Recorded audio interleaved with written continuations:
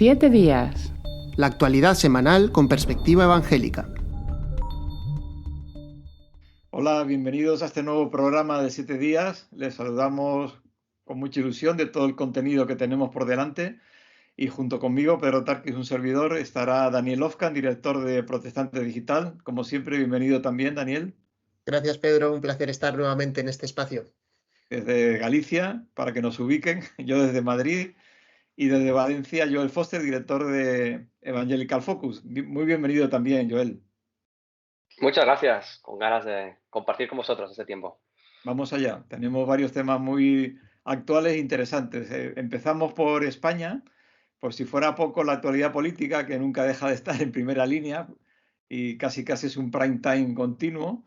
Sí que es novedad que hay un aumento de la participación evangélica, no solo en interés, sino en aspectos prácticos con nuevos partidos. ¿Qué novedades hay aquí, Daniel? Bueno, pues sí, hemos informado en las últimas semanas en Protestante Digital de diferentes iniciativas de ámbito político que se están llevando a cabo en un entorno más bien evangélico. No son partidos que, en este caso, o iniciativas que se denominen o que partan de decir solo para los evangélicos o que apunten solo a los evangélicos, pero sí que las personas que están formando parte de estos proyectos o que les están dando forma, la mayoría de ellos sí son evangélicos. Y quizá el ejemplo más claro es este partido político llamado Fiel, del que hemos estado informando también en Protestante Digital. También en pantalla podéis ver ya la portada de Protestante Digital y bueno, ahí tenemos varias noticias. Vamos a estar hablando también luego sobre el tema de las europeas. Y es que realmente ese es el marco en el que, en un marco electoral, digamos, interesante para nuevos actores, como pueden ser las elecciones europeas, es que ha surgido este nuevo interés en el ámbito evangélico por buscar maneras más directas de participación. Hay que decir que los evangélicos en general en España pues no han fundado hasta ahora demasiados movimientos políticos. Es algo bastante novedoso que haya un partido que de alguna manera pues surja de base de varios evangélicos que tienen esta preocupación. Y bueno, en el caso de Fiel, como contábamos en Protestante Digital, se presentó recientemente el partido. Se ha fundado pues, en noviembre de 2023, es decir, hace escasos 2 meses. Y en la presentación oficial, que fue la semana pasada en Madrid, pues ellos también aprovecharon para presentar algunas de sus líneas fuertes y también la candidatura con la que quieren ir a estas elecciones europeas dentro de solo 6 meses. Evidentemente, este es algo muy nuevo todavía, no sabemos cuánto recorrido pueda tener, pero sí que en la presentación del partido había muchas figuras del ámbito evangélico que estaban presentes y también sabemos que ha habido personas que han mostrado ya también su interés en mostrar apoyo a esta iniciativa política. Vamos a ver, por lo tanto, cómo les va en este caso y también vamos a seguir con interés pues, en las próximas semanas, los próximos meses, las acciones que ellos puedan desarrollar. Otra interesante iniciativa que hemos visto también en el ámbito de los partidos democristianos, partidos que realmente tampoco tienen mucho arraigo en España, es el partido Valores, que también está integrado por mayormente personas de fe. Es verdad que mayormente católicos, pero también hay algunos evangélicos y hace poco entrevistábamos a uno de ellos, a José Luis Tendero. Es decir, que entramos, digamos, en un campo, digamos, novedoso en el sentido de que vemos una participación evangélica un poquito más activa en el sentido de participar directamente, ¿no? De presentarse como candidatos, de estar intentando entrar en la arena política de una manera más directa. Y un poco aprovechando también ese contexto que dan las elecciones europeas, que también en otras ocasiones históricamente han servido para que nuevas formaciones políticas pues de alguna manera se presenten en sociedad. Realmente es un interés real y en la entrevista o reportaje que hacéis también, que entrevistáis a Paco Sánchez de Parlamento y Fe y Jesús Manuel Suárez de la Alianza y que el grupo de participación en la vida pública que él lidera, es un poco el quid de la cuestión, es la masa social que existe de pueblo evangélico, ¿no? En España, porque la experiencia en Latinoamérica es que cuando hay una gran masa social hay una mayor cantidad de afiliados, votantes que pueden hacerlo, pero cuando hay una población minoritaria, vamos a decir la cifra que se dice del 1 millón de personas residentes en España que votan de fe evangélica, Claro, el problema es que ahí se diversifica mucho, ¿no? Hay gente que votará PP y Vox, que son mayoritariamente los que arrastran el voto evangélico, y un nuevo partido tiene la dificultad de conseguir la credibilidad, tienen poco tiempo para hacer campaña, ¿no? Quizás esta presentación es más con vistas no a estas elecciones, sino a las siguientes. Y realmente pero bueno, es muy interesante, ¿no? Yo creo que es importante y necesario que haya esta diversidad de participación en la vida Sí, pública. como decías, Pedro, es notable, digamos, que a medida que va creciendo el número de evangélicos en España, y es algo que hemos venido constatando también y comentando en varias ocasiones en este programa, y también, bueno, prácticamente todos los años de Protestante Digital vamos actualizando un poquito las cifras y se puede ver claramente ese crecimiento a nivel de iglesias que se van fundando y también de personas, ¿no? Es verdad que no tenemos una estadística todavía cerrada para saber el número de evangélicos en España. Es algo bastante curioso, ¿no? Porque el CIS pregunta por 200.000 cosas, pero esto pues siempre dice pues los que son católicos y los que no, y nada más, Sí. ¿no? Y es un poco triste que realmente no haya una investigación un poquito más profunda sobre esto, pero desde luego podemos hablar que las cifras estarían entre el 500.000 y el 1.000.000 de personas que se identifican como evangélicos, y luego pues muchos otros que quizás no sé si identificarse con evangélicos, sí puedan identificarse pues con el espíritu protestante o con alguna con las iniciativas sociales, en fin, el alcance puede ser incluso mayor, entonces puede estar entre un 1 y un 3%. Bueno, hemos puesto un 2% en la noticia más o menos para no podemos cerrarnos una cifra, ¿no? Pero claro, esto evidentemente impacta también en todos los ámbitos de la sociedad, no es una cuestión que solo sea, digamos, de cara a lo que la fe evangélica, ¿no? Que es una fe que no solo incide en lo que tiene que ver con la parte espiritual, sino que tiene que ver con todo en nuestra vida y, por supuesto, también con el ámbito político, que también se deriva un poco de manera natural del ámbito social. Es verdad que en España, por ejemplo, a nivel social ha habido una acción evangélica muy notable. En los últimos años hemos hablado también muchas veces de este tema, de que creo que sumando toda la obra social que hacen las iglesias evangélicas y entidades evangélicas en España, pues sería entre la tercera y la cuarta fuerza social en España, que es algo impresionante, realmente, millones de personas que están beneficiándose de esa acción social. Entonces, digamos que la parte política, que hasta ahora no estaba demasiado explorada, quizá, se empieza a abrir estos caminos, a veces más directos, a veces más indirectos, pero de interés para ver que realmente pues, los evangélicos qué podemos aportar, ¿no? Y esta es un poco también la cuestión que abordamos en este reportaje, en el que hemos hablado pues, también además con Paco Sánchez, que has mencionado, con Jesús Manuel Suárez, el secretario general de la Alianza Evangélica Española, que también lleva muchísimos años pues, trabajando en el ámbito político, también como formador de personas que están en el ámbito político y en diálogo, ¿no? Intentando también, en tu caso también, Pedro, ¿no? Con el diálogo directo que se establece desde la Alianza Evangélica con los diferentes partidos políticos, también para de alguna manera poder estar siendo influencia. Mirando un poco el programa de valores y sobre todo de Fiel, por ubicar a aquellos que no lo conocen, mi impresión, no sé si tú la compartes, es que sería un centro derecha, vamos a decir, a grosso modo, ¿no? Porque es difícil en 2 palabras definirlo, pero que se diferencia del PP porque es mucho más radical en su enfrentamiento a la ideología de género, y se diferencia de Vox en que tiene una mirada, vamos a decir, más empática con el inmigrante, y también pues defiende la sanidad pública y en todos los casos con una identidad de la unidad nacional de España, ¿no?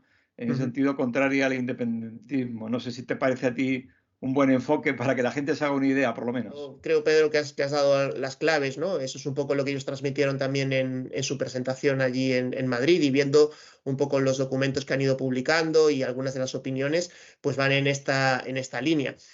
Seguramente en las próximas semanas pues podremos también incluso ofrecer alguna entrevista en la que podamos abundar un poquito más sobre el alcance y el programa de este partido.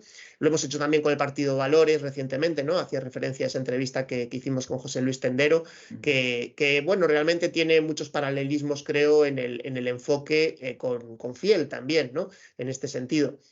Está claro que a medida que se van acercando las elecciones también habrá que ver cómo definen exactamente cada uno de estos temas y bueno, realmente lo que decías tú, también hay que ver cómo se puedan diferenciar, ¿no?, de diferentes tendencias que pueda haber y que también están captando el voto evangélico. Una de las cosas que, por ejemplo, comentaba Jesús Manuel Suárez en sus respuestas en el reportaje, tiene que ver con esa identificación que se ha venido haciendo en los últimos años del voto evangélico como un voto conservador.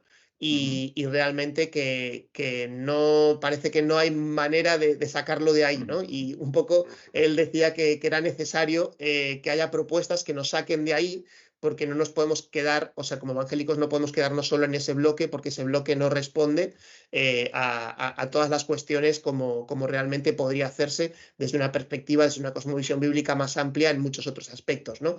Y él hablaba de la necesidad de formación y de madurez, formación para que realmente las personas que participan en política pues tengan una base bíblica y hayan reflexionado un poco de qué es lo que se quiere ofrecer, no solo a los evangélicos, por supuesto, sino a toda la sociedad.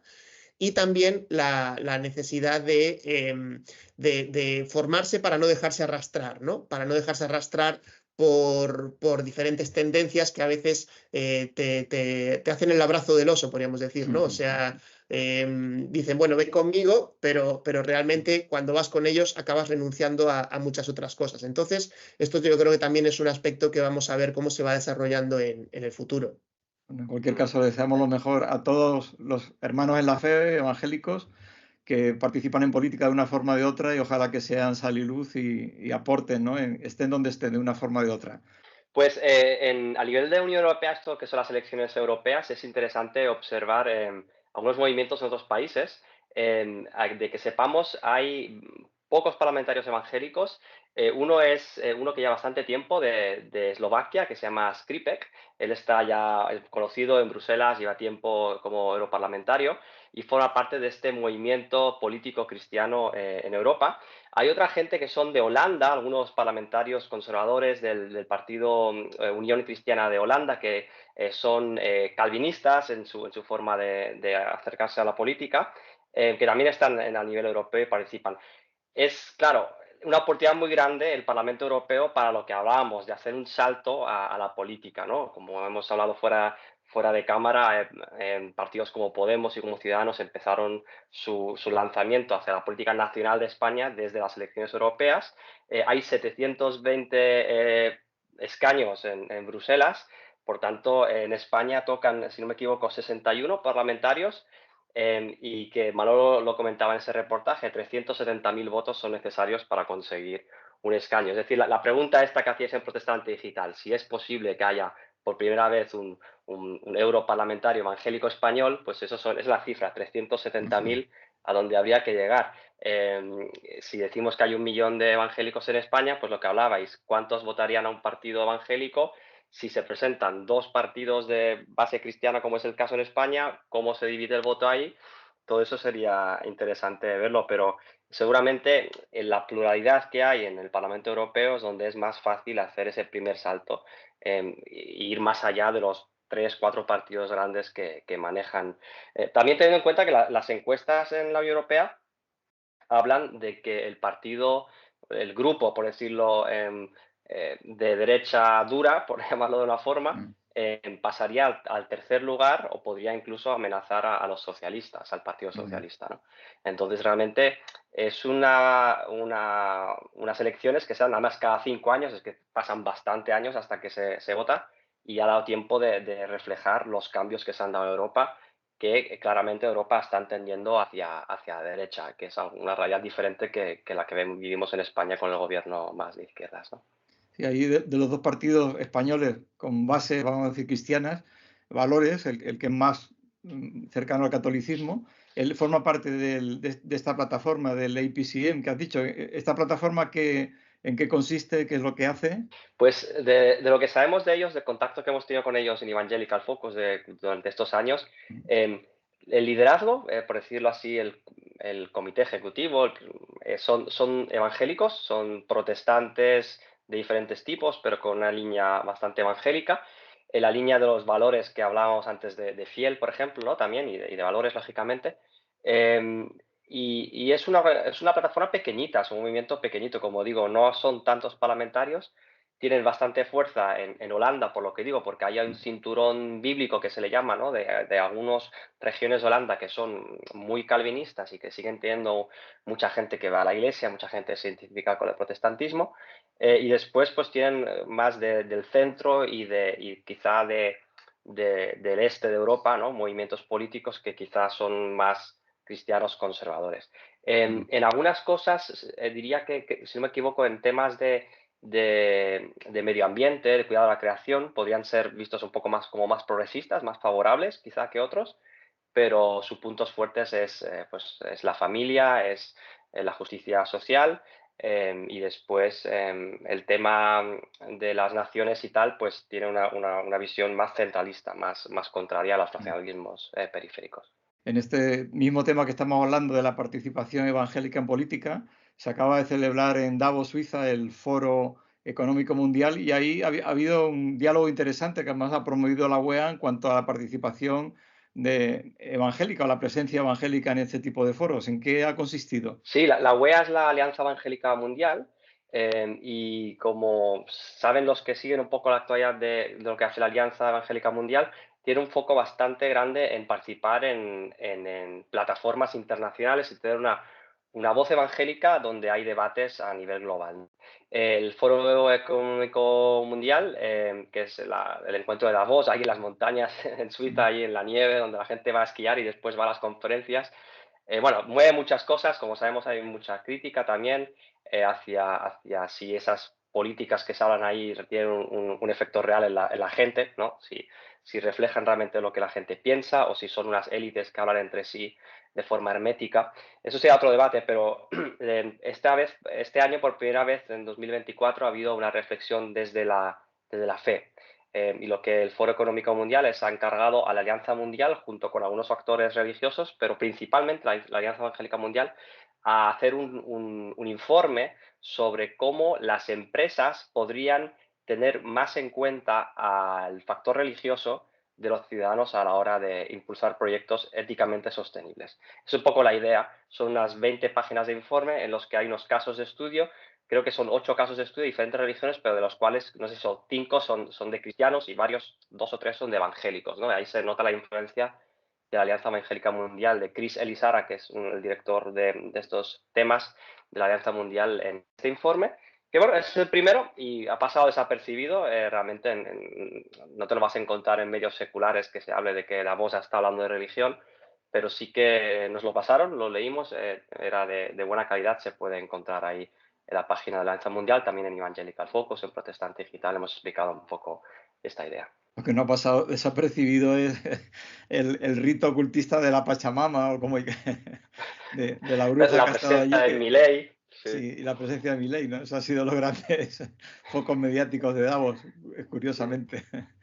Bueno, pasamos a un tema puente entre política y fe, que es el Premio Unamuno que concede Protestante Digital todos los años y que acaba de ser anunciado que este año se concede a Juan José Primo Jurado.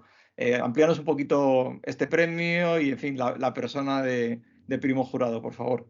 Bueno, pues el premio Unamuno Amigo de los Protestantes se entrega desde hace ya varios años y busca reconocer pues tanto a una persona o a una entidad que haya tenido una acción favorable hacia el pueblo evangélico, hacia la convivencia, hacia esa búsqueda de construir una sociedad en la que los evangélicos pues no estemos invisibilizados, sino que de alguna manera nos haya hecho parte de ella, ¿no? Y es un premio que ya tiene su trayectoria, de eso también puedes comentar tú, Pedro, si quieres un poquito más. En este caso, en este año, se concede a Juan José Primo Jurado, que realmente es una persona que yo realmente no conocía demasiado, pero sí que pudimos conocerlo un poquito más el año pasado en el evento de IDEA que se celebró en Córdoba. Y realmente pues llevarnos esta grata impresión de él y no solo de su persona, ¿no? Como un pensador, como una persona que intelectualmente pues sin duda muy destacada en su labor de historiador, en su labor también como columnista, sino también en su acercamiento al tema evangélico, porque realmente necesitamos voces intelectuales que se den cuenta y que reconozcan la presencia evangélica y que de alguna manera quieran redimir en un sentido pues la historia tan negativa que ha tenido nuestro país con respecto al movimiento evangélico. Recordemos que en el siglo XVI pues, los evangélicos fueron perseguidos por la Inquisición. Luego hubo muchos siglos en los que esa cerrazón total a cualquier entrada de Biblias o de materiales, digamos, evangélicos estaba prohibida. Y incluso pues hubo muchísimas dificultades durante muchas épocas, también incluso durante el franquismo hubo también muchas dificultades para el pueblo evangélico aquí en España, y por eso es tan importante reivindicar este tipo de figuras, personas que no son evangélicas pero que responden, digamos, a esa llamada a la amistad que estaba personificada también de manera muy, muy genuina en la figura de Miguel de Unamuno. Sí, el premio comentabas antes que tiene ya una larga trayectoria, empezó en 2006, esta es la, si no me equivoco, la 15ª edición, y la verdad es que al principio pensábamos que iba a ser complicado encontrar amigos, en sentido de amigos relevantes, y el caso es que sí que los hay, ¿no? Lo cual indica la necesidad de este premio, ¿no? De también reconocer y agradecer personas que de forma no altruista, sino de forma desinteresada totalmente y por identificarse con la necesidad que hay de una igualdad de todos los ciudadanos, pues nos han echado una mano, ¿no? En esa búsqueda de justicia. Y Juan José Primo Jurado, bueno, él fue comentando con sobre todo los cristianos evangélicos de Andalucía y de Córdoba, él es de Córdoba, cuando él fue delegado del gobierno allí en la ciudad, él asistió al 500 aniversario de la Reforma. De hecho, ha asistido a un montón de actos evangélicos, ¿no? De todo tipo, desde moteros evangélicos hasta protestas cuando en Pakistán asesinaron a varios cristianos evangélicos.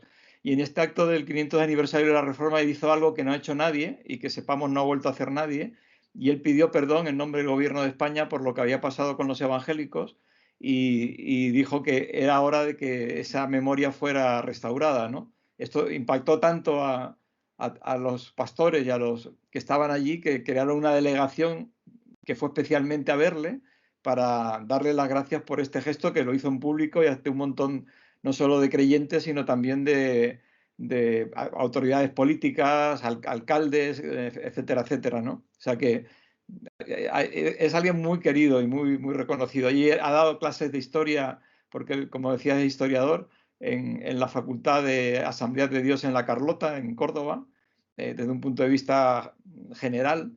Y o sea que es alguien muy, muy, muy cercano, ¿no? Y como tú decías, lo conocimos personalmente en el IDEA de Córdoba el año pasado, y es alguien súper cercano, simpático, en fin, es un humanista, ¿no?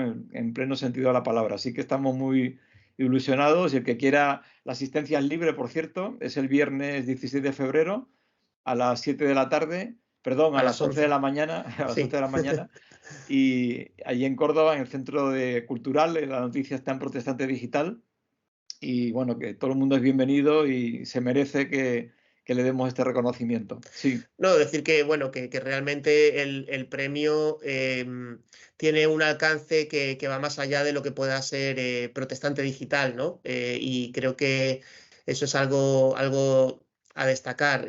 Siempre que hemos dado el premio hemos invitado también a personas evangélicas de la zona a asistir, entidades evangélicas, representantes que también se sienten identificados, ¿no? Y que realmente lo ven como algo que va abriendo también puertas a buenos contactos y a esa presencia evangélica también, que a veces es complicada, pero también que lo hacemos con esa intención.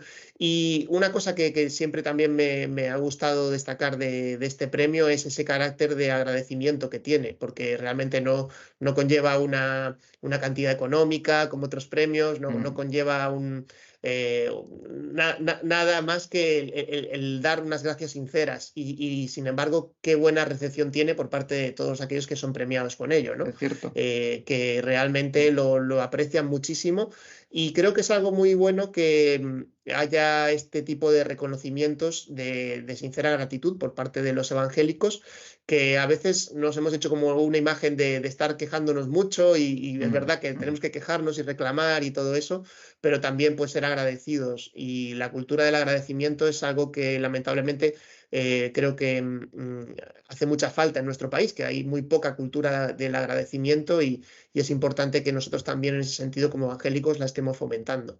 Es verdad, eso que dice incluso personajes tan conocidos que han recibido el premio como Ruiz Gallardón y Muñoz Molina, estaban muy contentos, ¿no? Y recibían con mucha ilusión el hecho de que se les agradeciese, ¿no? Como tú dices, o sea que al final es cierto que vivimos en una cultura de la queja, ¿no? Y de la tensión, ¿no? Y la cosa agria, ¿no? En cambio, es bueno que tengamos ese... Por cierto, Juan José Primo Jurado asistió al premio Unamuno que dimos en Santiponce, cuando el reconocimiento que habían puesto una estatua a Casiodoro de Reina allí, ¿no?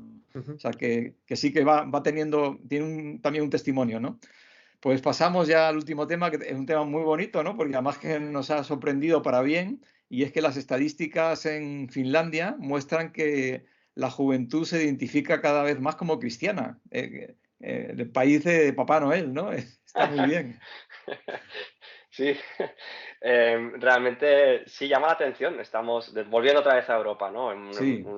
En un continente secularizado, en un continente postcristiano que se llama, y estamos viendo como un pequeño despertar espiritual. No sé si nos atrevemos a usar ahí el concepto de avivamiento aún, pero es muy curioso.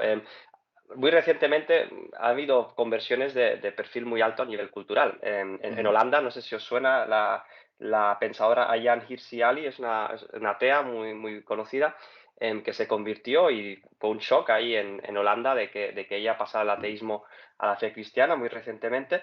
Tenemos, bueno, en Estados Unidos hemos visto el caso de Hulk Hogan, de la lucha americana. En Inglaterra está el caso de Russell Brand, que también hace muy poco ha explicado su conversión a la fe cristiana, su identificación con la fe personal en Jesús, etc.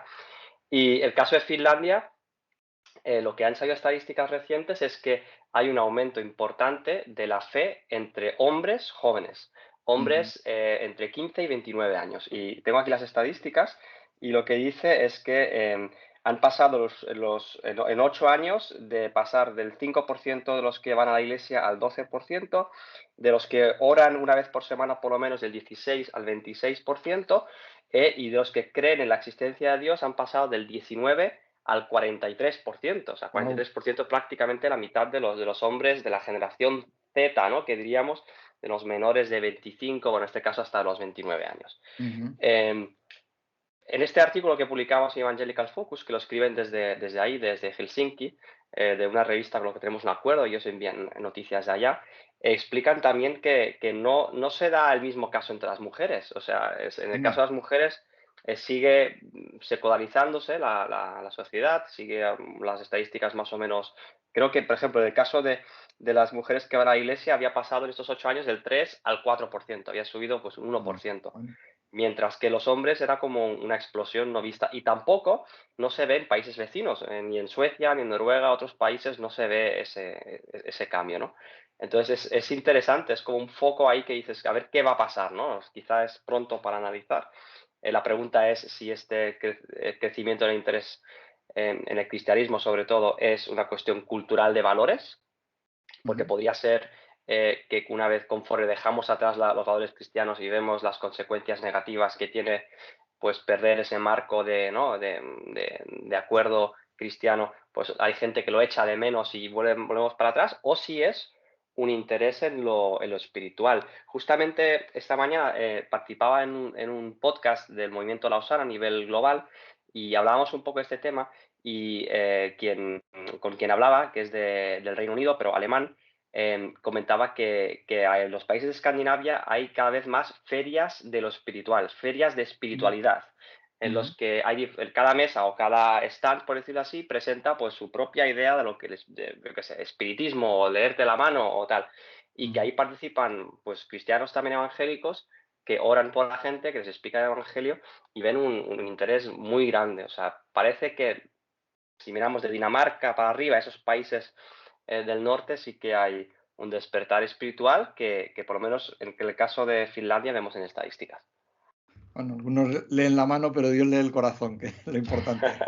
Efectivamente. Bueno, pues muchísimas gracias. Cerramos aquí. Podríamos seguir hablando con muchos temas, pero bueno, tenemos otras semanas para continuar. Le damos las gracias por habernos seguido hasta aquí. Nos despedimos de ustedes, Daniel Ofcan, Joel Foster y Pedro Tarquis, deseándoles, como siempre, que Dios les bendiga. 7 días. La actualidad semanal con perspectiva evangélica.